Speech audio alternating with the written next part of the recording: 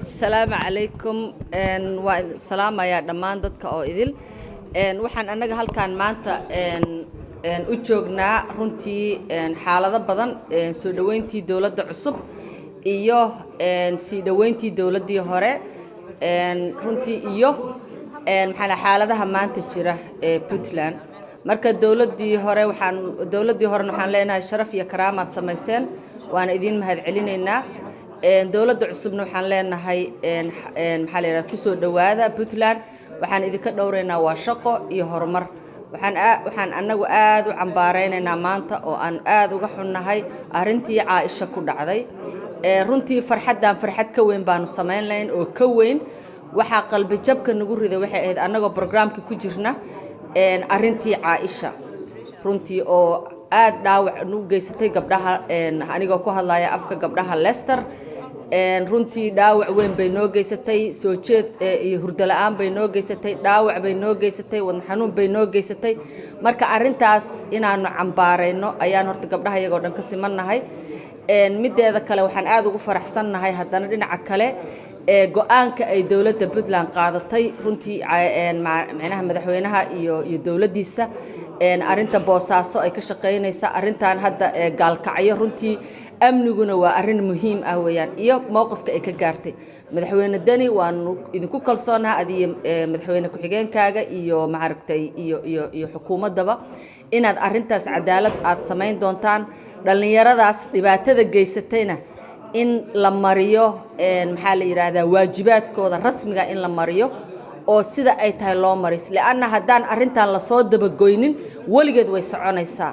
marka hadii aan arintan wax laga qabanin waxay noqonaysaa arin socota gabdhaha yararkaan qalbi jab iyo guriyihii inay ku jiraan inay banaanka u soo bixi waayaan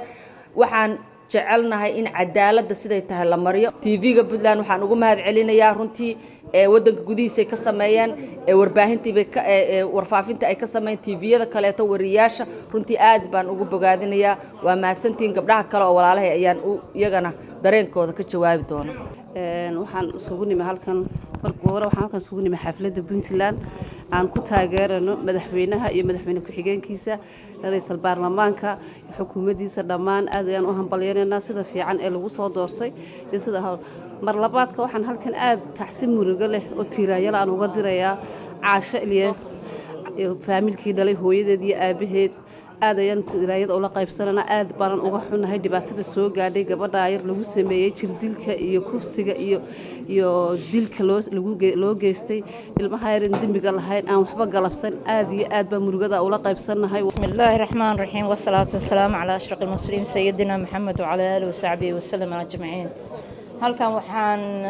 qaybtayda ka qaadanayaa inaan u tacsiyeeyo gabadhii Caaisha sida xun loo afduubay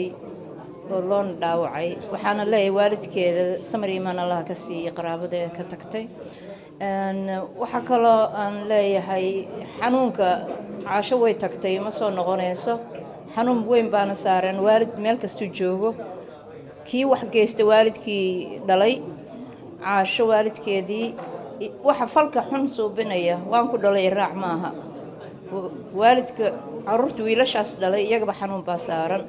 ilaa iyagana ha ka badbaadiyo waxaysan filayn baa ku soo baxay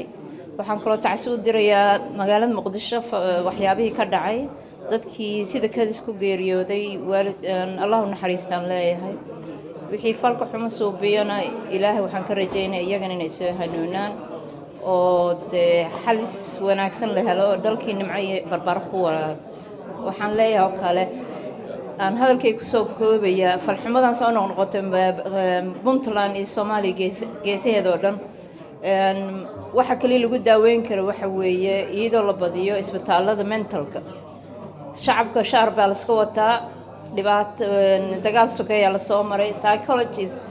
psychopath baa jiro dadku eg laakiin aadan ogeyn waxa qalbigiisa ama dad aan dareenkiiba ka maqan yahay oo aad camalku suubinayo ama ka danqanayn waxaa dhacday dhacdo aad u xanuun badan oo aad naga dhigtay ilmo iyo oohin iyo dhiila xun na gelisay haddaan nahay gabdhaha reer Puntland Caasho yarey ma galabsan in saas loo galo waa wax aad iyo aad looga naxo oo wax aad iyo aad looga naxo run ahaantii ma hadli karo gabadhaasaan oga naxay marka waxaan leeyahay dowladda Puntland waxaan ka codsanayaa dadka dhacdadaas xun sameynaya in lala tiigsado maxkamad ka bacdina waajibkooda la mudeeyo ragga waxaa sameeyay bismillaahir rahmaanir rahiim magacayga Xawa Saciid Saalax baa la yiraahdaa waxaan salaamayaa bulshada meesha isugu timi dhamaantood rag iyo dumar aan kala reebayn gaar ahaan dadkii soo abaabulay xafladan aan isugu wada joogno oo qiimaha badan aad iyo aad ayaan ugu mahad celinayaa ujeedada caawaanu meesha isugu nimi waxa weeyaan inaan soo dhaweyno madaxdayada cusub ee u dhalatay wadanka Puntland madaxweyne Saciid iyo waliba dawladda cusub oo wasiirada xildhibaanada dhamaantood waxaan leenahay xilka leedin dhiibay inuu ilaahay haydin fududeeyo ilaahay haydin fududeeyo kuwii dadka cadaalad ku dhaqan ilaahay haydin ka dhigo xagga haweenka inaad soo eegtaana sidii shukri sheegtay waan doonaynaa shaqada diyaar baanu nahay laakiin reer Puntland nooma dhiibataan inaad noo dhiibataan oo wax naga siisaan ayaan rabnaa shaqada haddaan shaqada wax nalaga siin ma shaqayn doono marka dambe marka aad iyo aad ayaan idinku mahad celinayaa dhammaantiin waana idin wada salaamayaa meel kasta aad joogtaan gabdhahan hala tixgeliyo assalaamu calaykum waraxmatullaahi wabarakaatuh